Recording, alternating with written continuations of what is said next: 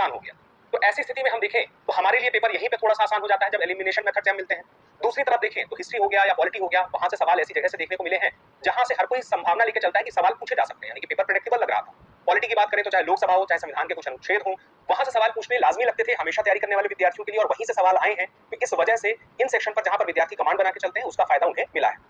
बात करें इकोनॉमी की तो वहां पर भी देखा जाए तो सवाल जो पूछे गए हैं वो कैसे पूछे गए हैं, वो थोड़ी सी आपको अगर बेसिक आइडिया है तो उसमें कोई दिक्कत नहीं होगी, लेकिन बेसिक आइडिया नहीं है तो दिक्कत होगी। अब यहाँ पे देख लेते हैं, एक बड़ा सवाल आता है कि किस सेक्शन से कितने सवाल आए थे, क्योंकि सबसे पहले आप यही जानना चाहते हैं हिस्ट्री से कितने आए, पॉलिटी से कितने आए। तो देखिए हिस्ट्री से सवालों की संख्या इस बार कम आई है।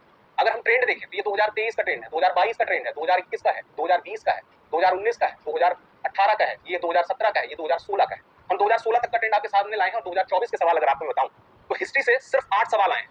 अब आप देखिए तो अपने आप में ये थोड़ा सा सरप्राइज करता है, क्योंकि इतिहास के प्रश्नों की संख्या आप देखें तो 16, 13, 22, 16, 19, 21, 16, तो 22 में 16 थे, 23 में 13 थे, तो अंदाजा यही था कि 10 से तो ऊपर कम से कम होंगे, लेकिन संख्या कितनी है, सिर्फ 8 है, जिसमें से एंशिएंट वाला पार्ट ज्यादा है।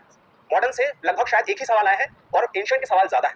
उसके बाद राज्य व्यवस्था की बात की जाए तो यहाँ राज्य व्यवस्था और भूगोल में सवालों की संख्या ठीक है जितनी अंदाजा लगाया जा रहा था, 18 सवाल आए हैं। पॉलिटी से भी 18 आए हैं और भूगोल से भी 18 आए हैं। पिछली बार कितने थे, 14 थे, 20 थे।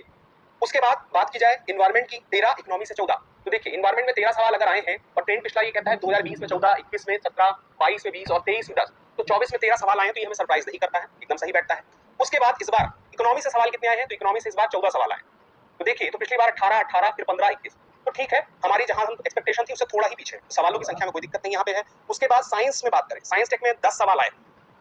उसके बाद करंट अफेयर की बात करें तो अमूमन आप देखेंगे ये नंबर आपको कम दिखाई देते हैं पिछले साल, लेकिन 23 में फिर भी 13 सवाल आए थे और इस बार सवालों की संख्या बढ़ी है और इस बार 19 सवाल हो गए। तो करंट अफेयर का जो वेटेज था कम लगता था, हालांकि वो कम नहीं था। बात की जाए सवाल